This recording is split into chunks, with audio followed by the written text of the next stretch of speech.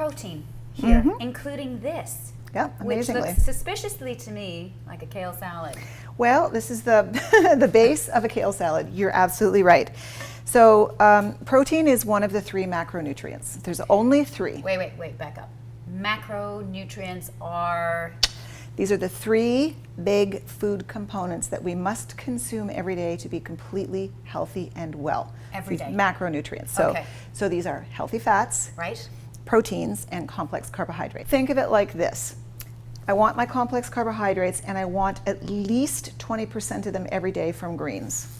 This is kale. Kale, everybody knows kale. It's the most popular kid in high school right now. It is, actually.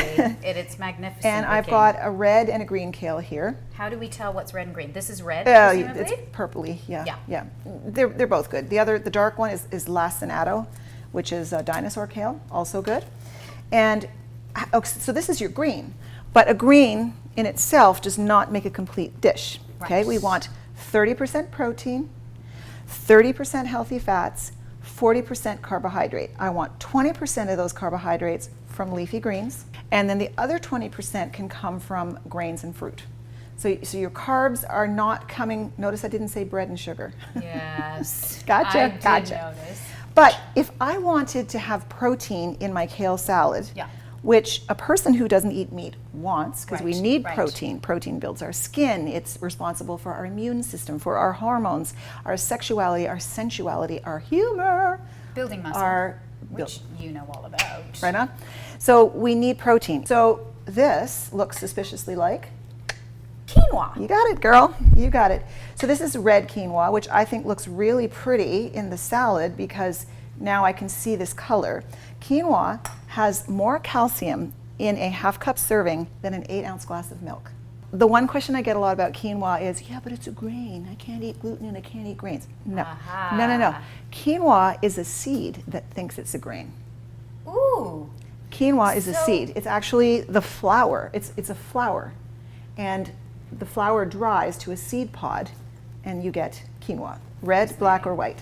Is there a difference in the nutrient content between red, black, and white? They're all very rich in nutrients, so they're pretty much even.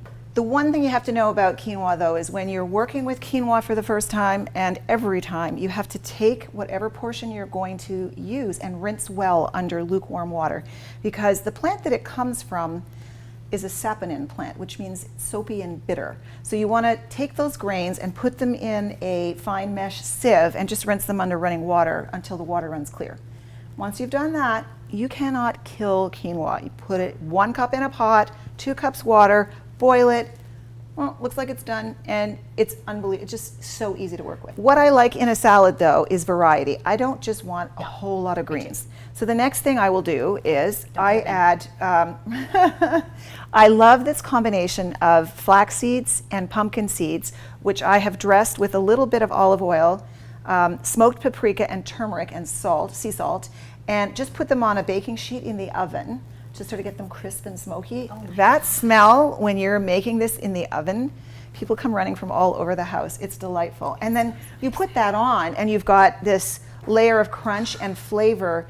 It's not just a pile of greens. Like, I don't know, my teeth just want to hit something every once in a while. So much flavor. You can smell the flavor. It's good, yeah.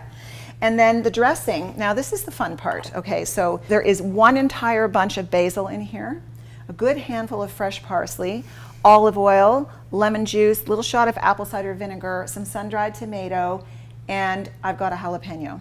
For heat, okay, for heat factor. We're all starving. So what we're going to do is we're going to get in there, Rachel, and we're going to massage that kale, because kale is chewy. It is a lot of work to chew that stuff. So we massage it and break it down. So this would be an awesome vegetarian option, or just an amazing side dish, as it is when you're serving something that is based from, and if you eat them, animal-sourced proteins. So one of the meats I particularly enjoy is bison. So bison has a much leaner profile. So you need to add a little bit of fat and a little bit of liquid sort of wetness to it. And how I do that is, you can see there's a lot of different color in here. I have put in stalks of celery, garlic, a full 2 carrots, a big mittful of fresh parsley, and another mittful of basil. And for the crumb base, we want a little bit of starch to pull it together. I have just used oat bran, and that's gluten-free, the one I used.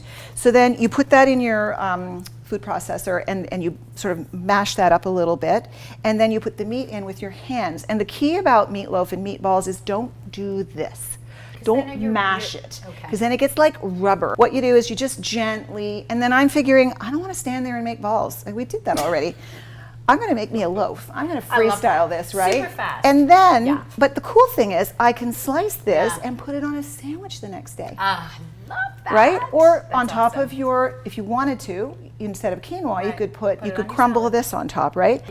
If you're not into beef or you want a different flavor, you can do turkey meatballs. What I like about these is I think every day is a meatball day. I really do. I love that. You know what I love about all of this is that nature has provided, once again, the most incredible flavor. Yes. We're smelling it. It's incredible, actually. Oh, I wish we had the smell-o-vision. None of this also looks particularly pricey to me. It isn't. I mean, you can, of course, I have extended this recipe by putting in the vegetables, right? So that if you feel that, let's say $3-4 for a pound of ground beef or a bison is expensive, take that and stretch it to double the amount by putting all the vegetables in. And the other thing I wanted to point out about this is because I am a cook and because I don't have lots of time to spend in the kitchen, I make recipes that are called sittables, or planned leftovers, so that this will keep me for the week. Right. This will keep me for the week. That's going in my lunch, it's going in my dinner, it's going in my everything, right? And let's face it, a good meatball is a very versatile thing, right? I think the power of a ball is not to be underestimated.